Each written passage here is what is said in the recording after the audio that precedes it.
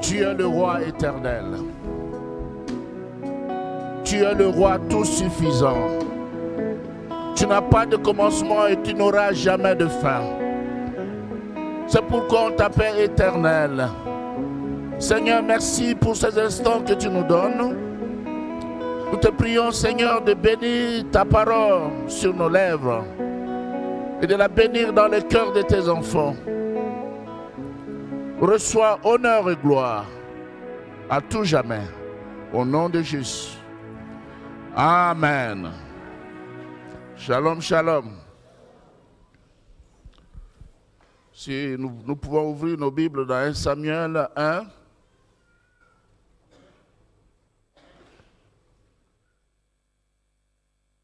Nous lisons à partir du verset 4. Nous allons faire une lecture en kangourou. Verset 4 à 8, 10 à 16, 19 à 20 et 24 à 28. Le jour où Elkana offrait son sacrifice, il donnait des portions à Pénina, sa femme, et à tous les fils et à toutes les filles qu'il avait d'elle. Mais il donnait à Anne une portion double, car il aimait Anne que l'Éternel avait rendue stérile.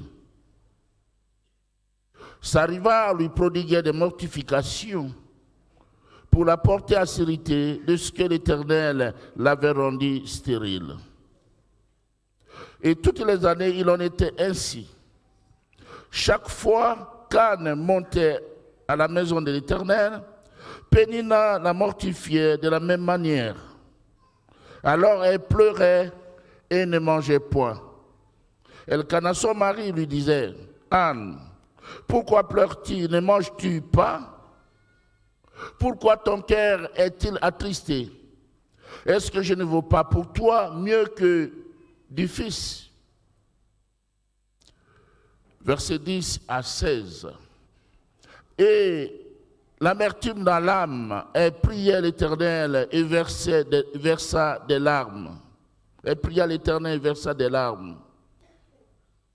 Elle fit un vœu en disant, « Éternel des armées, si tu daignes regarder l'affliction de ta servante, si tu te souviens de moi et n'oublie point ta servante, et si tu donnes à ta servante un enfant mâle, je le consacrerai à l'Éternel pour tous les jours de sa vie, et le rasoir ne passera point sur sa tête. » Comme elle restait longtemps en prière devant l'Éternel, Élie observa sa bouche. Anne parlait dans son cœur et ne faisait que remuer les lèvres, mais on n'attendait point sa voix. Élie pensa qu'elle était ivre. Et il lui dit, « Jusqu'à quand seras-tu dans l'ivresse?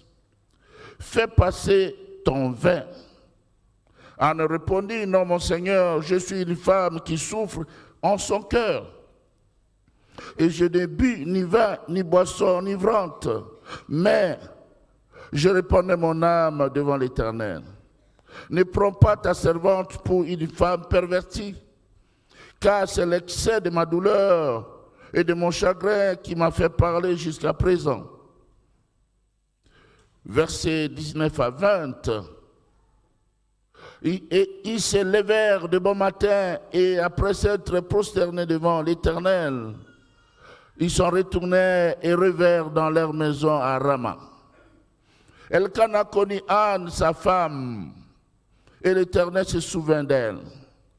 Dans le cours de l'année, Anne devint enceinte et elle enfanta un fils qu'elle nomma Samuel, car, dit-elle, je l'ai demandé à l'Éternel. Versets 24 à 28. Quand elle eut sévré, elle les fit monter avec elle et prit 3 taureaux, un épha de farine et une outre de vin. Elle le mena dans la maison de l'Éternel à Silo. L'enfant était encore tout jeune. Ils égorgèrent les taureaux, ils conduisirent l'enfant à Élie. Anne dit, « Mon Seigneur, pardon. Aussi vrai que ton âme vit, mon Seigneur, Je suis cette femme qui me tenait ici près de toi pour prier l'Éternel. C'était pour cet enfant que j'ai prié. Et l'Éternel a exaucé la prière que je lui adressais. Aussi, je veux le prêter à l'Éternel. Il sera toute sa vie prêté à l'Éternel. Et ils se prosternèrent là devant l'Éternel. Amen. C'est tout un chapitre. Mais je ne voulais pas les lire du début jusqu'à la fin parce qu'il est long. Bien-aimés dans le Seigneur, la présence de Dieu est source de notre espérance. Et Dieu se souvient toujours de ses enfants qui le cherchent en dépit des circonstances malheureuses. Est-ce que vous m'avez entendu? Dieu se souvient toujours de ses enfants qui le cherchent en dépit des situations ou des circonstances malheureuses. Ce matin, je continue avec ce thème, l'espérance retrouvée. Et dans le développement de ce message, 4 points seront abordés. Le premier point, c'est le désespoir d'Anne. Le second point, c'est la recherche du secours divin. Le troisième point, c'est la promesse accomplie. Et enfin, le dernier point, c'est l'espérance comblée. Revenons au premier point, le désespoir d'Anne. Nous l'avons lu, Anne était stérile.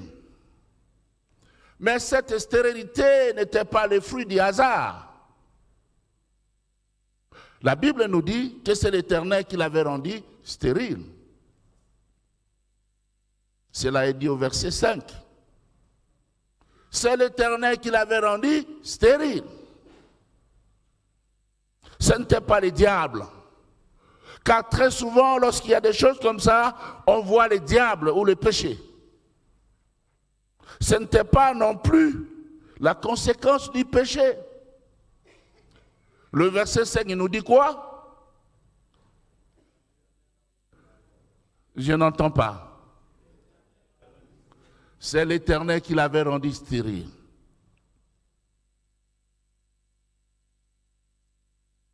Ailleurs, dans certains milieux, on se mettrait à chasser les démons de la stérilité. Bien-aimés dans le Seigneur, les choses qu'on vit ne sont pas forcément la malédiction. Surtout lorsqu'il s'agit des choses négatives. Ce n'est pas toujours le fait de la malédiction. Dieu se sert de certaines circonstances difficiles pour nous rapprocher de lui et manifester sa gloire. Est-ce que vous comprenez cela? Ah, ngana salanini na Nzambe. Tu n'as rien fait. Tu n'as rien fait.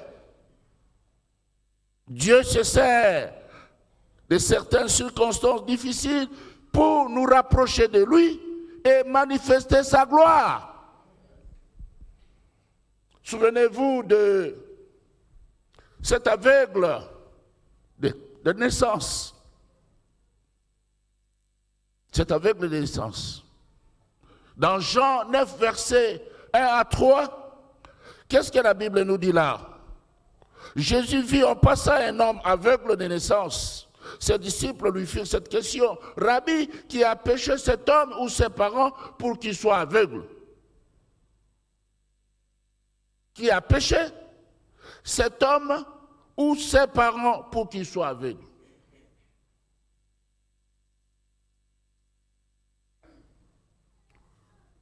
Dans l'entendement des disciples, c'est que cet homme avait vécu avant, ensuite il est né aveugle. L'idée de la réincarnation. Mais écoutez la réponse de Jésus. Jésus répondit, ce n'est pas que lui ou ses parents aient péché, mais c'est afin que les œuvres de Dieu soient manifestées en lui. Alléluia. Lorsque les œuvres de Dieu se manifestent dans une personne, il y a la gloire de Dieu qui se déclenche. Anne était stérile. Pourtant, le nom de Anne veut dire grâce, faveur. Mais la grâce ne s'était pas encore manifestée en elle. La Bible nous dit qu'Elkana aimait Anne. Mais peut-être il aurait été obligé de prendre une deuxième femme.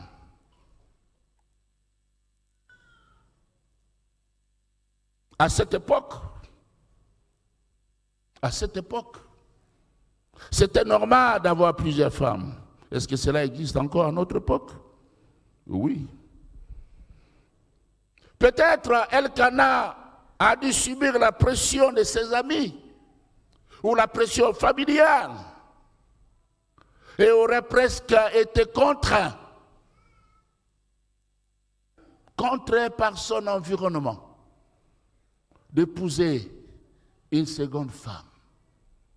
Et il y a des gens comme ça qui croient au Seigneur.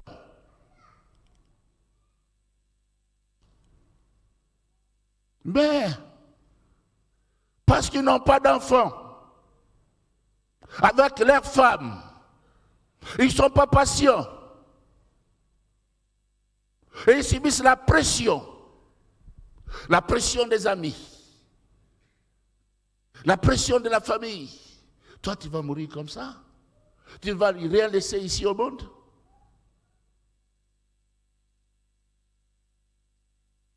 Même si tu laisses quelqu'un, quand tu es mort, tu es mort. Peut-être que tu peux laisser même un fou. Et qu'est-ce qui est mieux?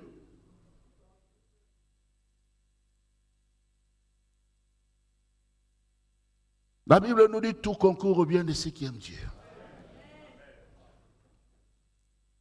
Il a donc pris Pénina. Entre les deux femmes, la cohabitation n'était pas facile. Comme c'est le cas aujourd'hui.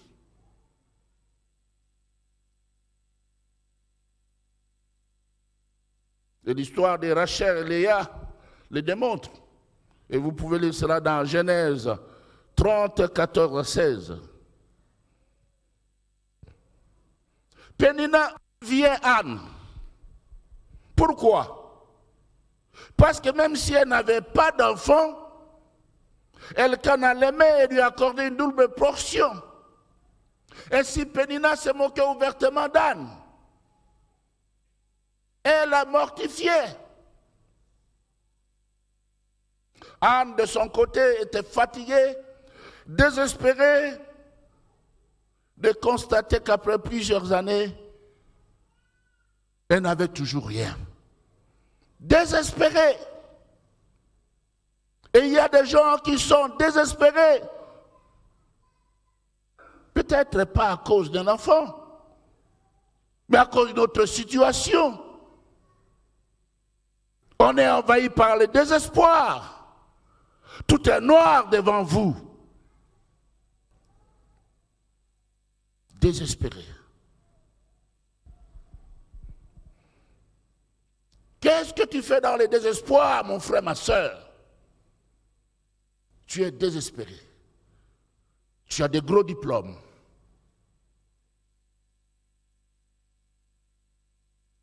Tu es désespéré. Tu n'as pas de travail. Il n'y a rien. Tu vois qu'avec les autres, ça marche. Mais chez toi, rien ne marche. Tu es désespéré. Désespéré. Mais que fais-tu lorsque il y a le désespoir?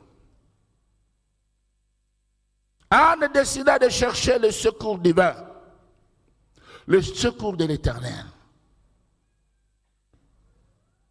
L'Éternel, seul capable de solutionner son problème.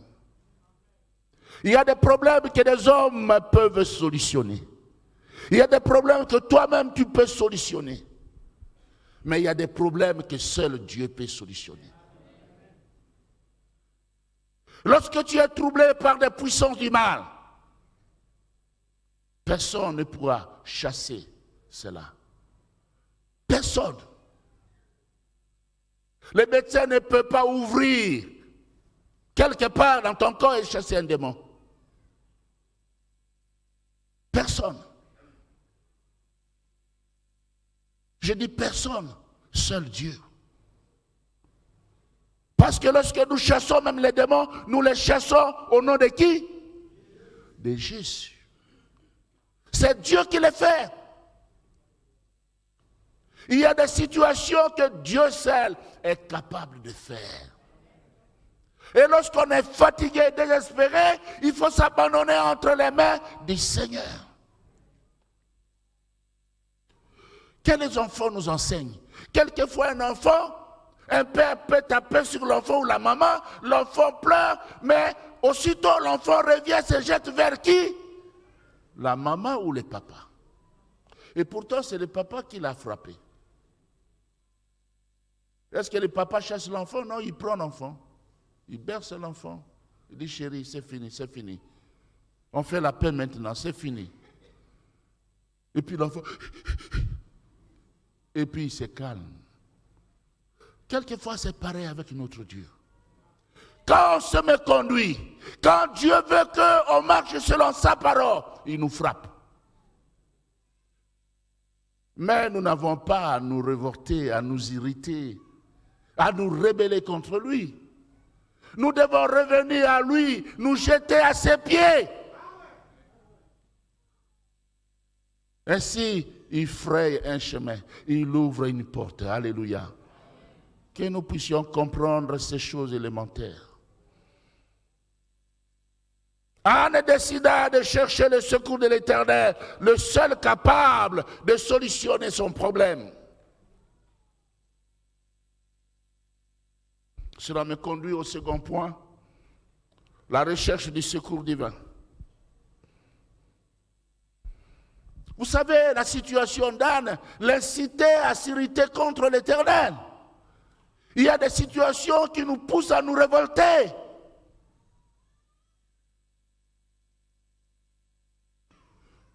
Pourquoi beaucoup de pasteurs deviennent des indépendants? Pourquoi est-ce qu'ils se révoltent? Parce qu'ils ne savent pas gérer quelquefois la justice. Si tu ne sais pas gérer la justice, tu ne sauras pas faire justice. Tu ne sauras pas conseiller les autres.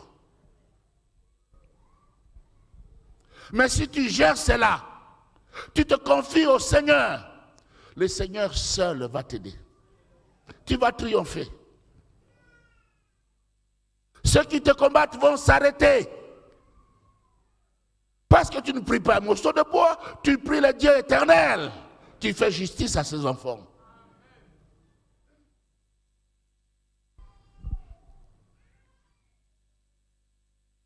Vous savez, cette situation a duré plusieurs années. Au début, Anne s'était lamentée et avait refusé de manger. Puis elle alla prier Dieu et pleura. Elle restait longtemps en prière au point qu'elle était incomprise par le sacrificateur Élie. Et celui-ci pensait qu'elle était ivre parce qu'elle remuait ses lèvres. Il fait passer ton vin, mais elle n'était pas ivre. C'était la douleur. Quelquefois, la douleur fait parler.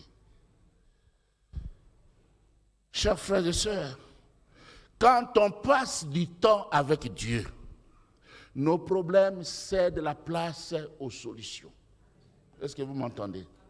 Quand on passe du temps avec le Seigneur, nos problèmes cèdent la place aux solutions. C'est Dieu qui solutionne nos problèmes. Dans Psaume 34, verset 6, le psalmiste dit, quand on tourne vers lui les regards, on est rayonnant de quoi? De joie. Et le visage ne se couvre point de honte. Le problème, c'est de tourner vers Dieu les regards. Les regards. Tournons vers la croix nos regards. Puis dans Philippiens 4, 6 à 7, La Bible dit, ne vous inquiétez de rien, mais en toute chose, faites connaître vos besoins à Dieu par des prières, des supplications, avec des actions de grâce. Et la paix de Dieu qui surpasse toute intelligence, gardez-la vos cœurs et vos pensées en Jésus-Christ. Alléluia. Si nous sommes chargés, si nous avons un lourd fardeau, qu'est-ce que Matthieu 11, versets 28 à 30, il nous dit? Là, Jésus dit, venez à moi, vous tous qui êtes fatigués et chargés, et je vous donnerai du repos. Prenez mon joug sur vous et recevez mes instructions, car je suis doux et humble de cœur, et vous trouverez du repos pour vos âmes. Car mon joug est doux et mon fardeau léger. Puis encore, dans 1 Pierre 5, 7, la Bible dit, et déchargez-vous sur lui. Sur lui, lui c'est qui? Jésus. De tous vos péchés, car lui-même, de tous vos soucis, car lui-même prend soin de vous. Il prend soin de vous.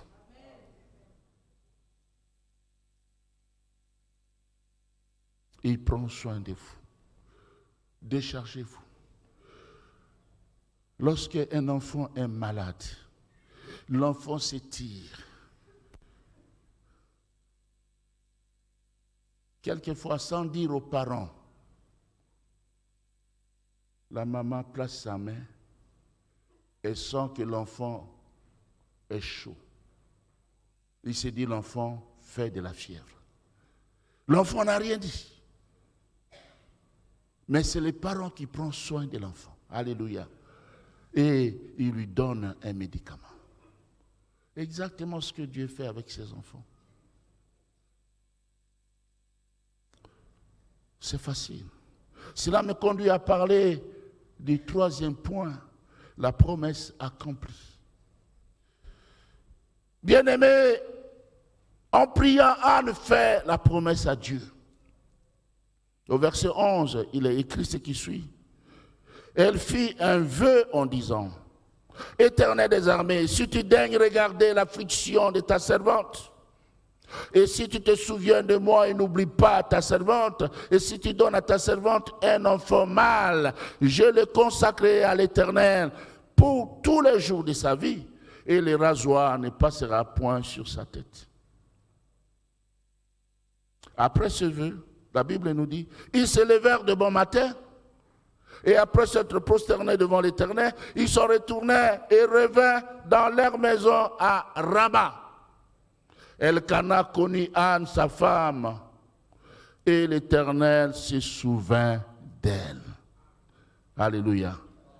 Dans le cours de l'année, Anne devint enceinte et elle enfanta un fils qu'elle nomma Samuel, car, dit-elle, je l'ai demandé à l'Éternel. Bien-aimé dans le Seigneur, l'Éternel se souvient toujours de ses enfants. Il se souvient toujours de son alliance. Nous oublions beaucoup de choses, mais Dieu n'oublie jamais rien. Il se souvient de ses enfants. Es-tu enfant de Dieu? L'enfant de Dieu, c'est celui qui a reçu Christ dans son cœur comme Seigneur et Sauveur personnel. L'enfant de Dieu, ce n'est pas celui qui fréquente la bannière chaque dimanche. Il y a une différence. Vous pouvez fréquenter une église et ne pas être enfant de Dieu. Mais si vous recevez Christ dans votre cœur comme votre Seigneur et votre Sauveur personnel, vous devenez enfant de Dieu. Et l'enfant de Dieu marche en nouveauté de vie, dans la crainte de son maître. Et quand il y a une situation qui arrive, même si on se tord, même si on souffre, le Seigneur finit par s'en souvenir. Il se souvient de ses enfants. Dieu n'est pas comme un serpent. Un serpent, lorsqu'il a ses petits, il se disperse. C'est fini. Chacun prend sa route, son chemin. Mais Dieu voit toujours ses enfants. Il se souvient toujours de ses enfants. Il voit ta peine, il voit ta douleur, il voit ta souffrance. Bien-aimé dans le Seigneur, c'est lui qui a mis des limites aux eaux de la mer. Peut-être il met des limites aussi à l'action du diable. Et il dit, toi, tu te limites là. C'est ce qu'il a dit à Job. Tu peux faire ça, mais pas ça. Il met des limites. Nous avons un Père responsable. Dieu est un Père responsable qui se soucie de ses enfants. Souvenez-vous du cas de Sarah. La Bible nous dit aussi qu'il se souvient, l'Éternel se souvient du cas de Sarah. Il s'est souvenu de Sarah. L'Éternel se souvient toujours de ses enfants. Bien-aimés dans le Seigneur, chose promise, chose faite. Au verset 24 à 29, à 28, nous lisons, quand elle eut sévré, elle fut montée avec elle et prit 3 taureaux et un épha de farine et une outre de vin. Elle le mena dans la maison de l'Éternel à Silo. L'enfant était encore tout jeune. Ils égorgèrent les taureaux et ils conduisirent l'enfant à Élie. Anne dit, mon Seigneur, pardon. Aussi vrai que ton âme vit, mon Seigneur, je suis cette femme qui me tenait ici près de toi pour prier l'Éternel. C'était pour cet enfant que j'ai prié.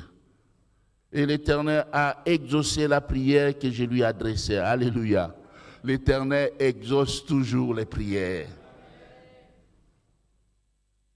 Aussi, je veux le prêter à l'Éternel. Il sera toute sa vie prêté à l'Éternel. Et ils se prosternèrent là devant l'Éternel. Voyez-vous, bien-aimés dans le Seigneur, Anne a accompli sa promesse. Elle a accompli son vœu. Mais plusieurs n'accomplissent pas leurs promesses, surtout au début de l'année. On prend des décisions, on se dit, je vais faire ceci. J'ai fait cela pour le Seigneur. Désormais, voilà ce que je vais faire. Et on ne fait rien. On ne fait rien. Dans Ecclésiaste 5, 4, la Bible dit, mieux vaut pour toi ne point faire de vœux que d'en faire un et de ne pas l'accomplir.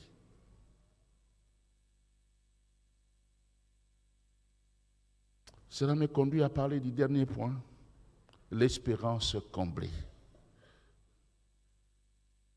Bien-aimés, nous avons vu que finalement, Anne a eu un fils qu'il a nommé Samuel. Et Samuel veut dire, je l'ai demandé à l'Éternel. Je l'ai demandé à l'Éternel. Et quand on demande quelque chose à Dieu, il nous donne toujours ce qu'il y a de meilleur. Samuel, le prophète. Après Samuel, Anne a eu des fils et des filles. Dans 1 Samuel 2, 21, la Bible dit, lorsque l'Éternel eut visité Anne, elle devint enceinte et elle enfantant 3 fils et 2 filles. Et le jeune Samuel grandissait auprès de l'Éternel. Elle demande un enfant, mais le Seigneur lui en donne plus. C'est ce que j'ai l'habitude de dire. Tu demandes au Seigneur une tasse de café, il ne se limite pas là. Il te donne du pain, un peu de beurre. Il ajoute la charcuterie. Et tu as un bon déjeuner. Notre Dieu est fantastique. Chers amis, quels que soient les problèmes qu'on peut rencontrer, ayez le réflexe de les déposer aux pieds du Seigneur. Car il est au contrôle de chaque circonstance de votre vie. Dans son cantique, au chapitre 2, de ce même passage. Samuel, 1 Samuel. Verset 7. Anne célèbre le Seigneur en disant, ceux qui étaient rassasiés se louent pour du pain, et ceux qui étaient affamés se reposent. Même la stérile enfante 7 fois. Et celle qui avait beaucoup d'enfants est flétrie. Waouh! Anne parle de son expérience. Bien-aimé dans le Seigneur, le souhait, le vœu de mon cœur, c'est que ce qui sort de ta bouche soit ton expérience. Quand tu as fait une expérience avec Dieu, tu peux le louer de façon différente. Ce n'est pas une prière automatique, mais ce qui sort de toi, c'est la réalité. C'est ce que tu as vécu.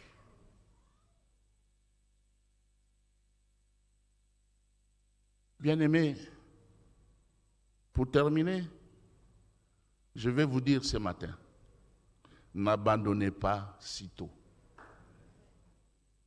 Ne désespérez pas et surtout, ne vous découragez pas parce que vous vous trouvez devant une situation embarrassante.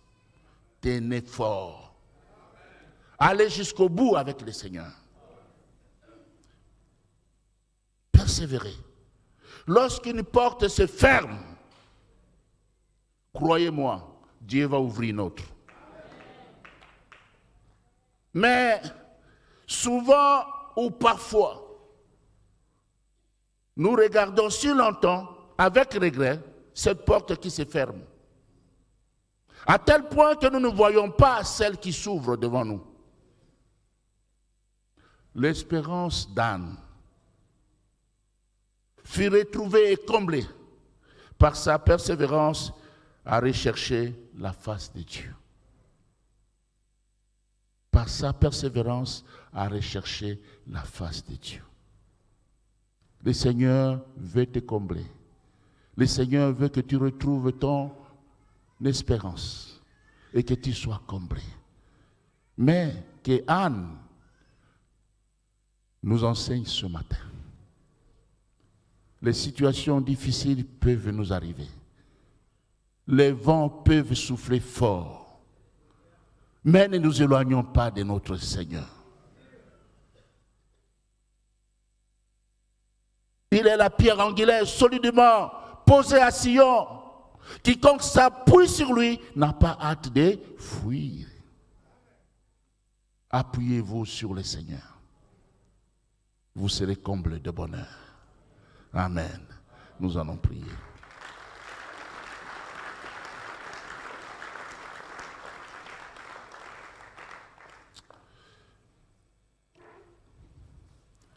Mon frère, ma soeur, je sais que le Seigneur a parlé à quelqu'un ce matin. Parlé à quelqu'un ce matin. Tu souffres en ton cœur.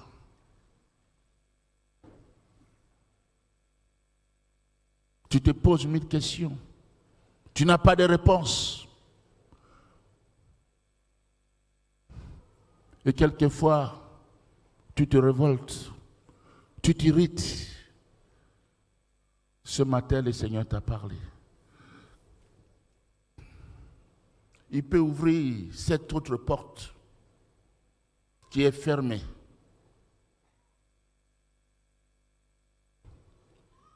Mais toi, tu te poses pas mal de questions. Tu oublies que le Seigneur est Seigneur.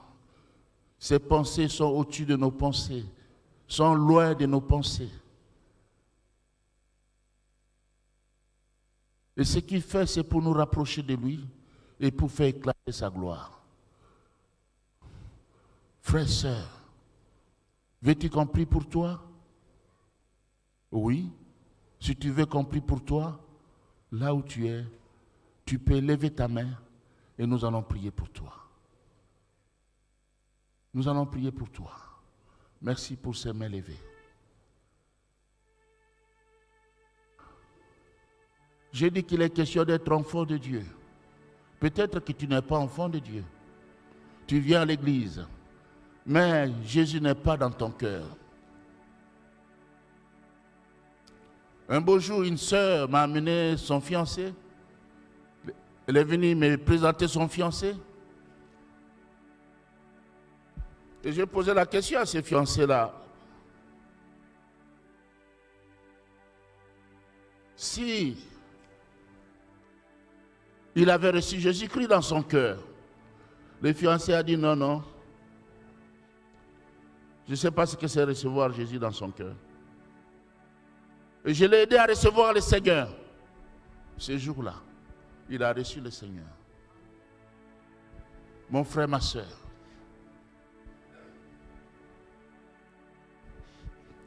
pour devenir enfant de Dieu, il faut ouvrir ton cœur. Recevoir Jésus comme ton Seigneur et ton Sauveur. À ce moment, tu deviens enfant de Dieu. Et Dieu aura le regard sur toi. Où que tu te trouves, il veillera sur toi. Veux-tu devenir aussi enfant de Dieu ce matin? Tu peux aussi lever ta main. Alors que les autres ont levé leurs mains. Merci. Merci. Vous qui êtes touchés par ces messages, vous avez levé vos mains. Je vais bien voir vos mains avant de prier avec vous. Merci. Merci. Et nous faisons un autre pas. Vous qui avez levé vos mains, levez-vous là où vous êtes. Nous allons prier.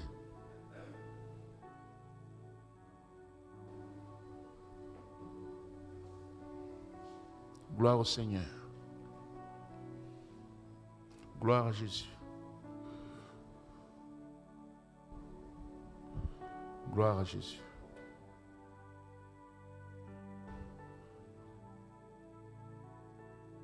Vous venez à l'église, mais vous êtes polygame. Vous avez 4 femmes. Vous avez 5 femmes. Et vous dites, ça se trouve même dans la Bible. Elkana était polygame. Non. Vous voyez ce que ça fait dans la vie? Aujourd'hui, le monde est divisé en 2. Les enfants d'Ismaël et les enfants d'Isaac. Et c'est des problèmes dans le monde. Frères, sœurs, tu peux lever ta main. Tu peux te lever là où tu es. Nous voulons prier ensemble. Papa Ernest, s'il te plaît.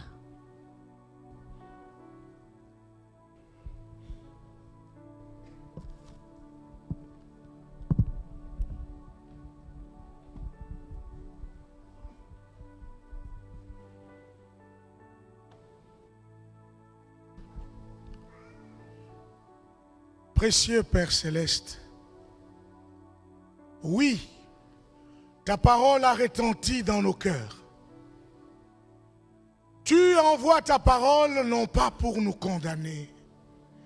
Quand ta parole sort, c'est pour nous rattraper et nous ramener à toi.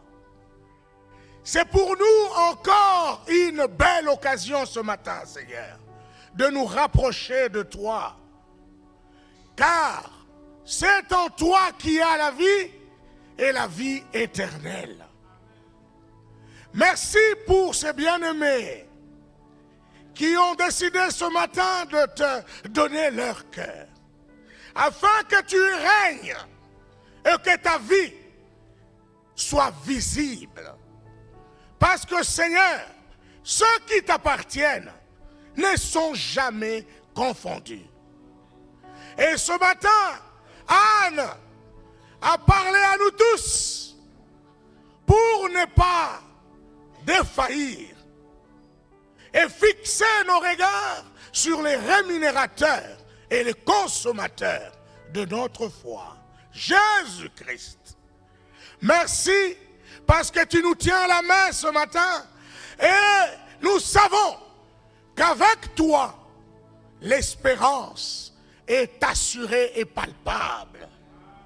Merci parce que Seigneur, c'est lui qui est venu avec des questions à trouver des réponses par ta parole ce matin. Celui qui était hésitant dans sa foi se retrouve avec sa foi revigorée. Parce que Seigneur, tu ne changes pas. Ce que tu as fait pour Anne, tu l'as fait pour Antoine ce matin. Tu n'as pas changé. Tu es le même hier, le même aujourd'hui et le même éternellement. Bénis cette parole dans le cœur de tes enfants et fais que notre foi soit fixée réellement sur le rocher d'âge infaillible Jésus-Christ. Alléluia. Bénis ton serviteur et bénis le peuple.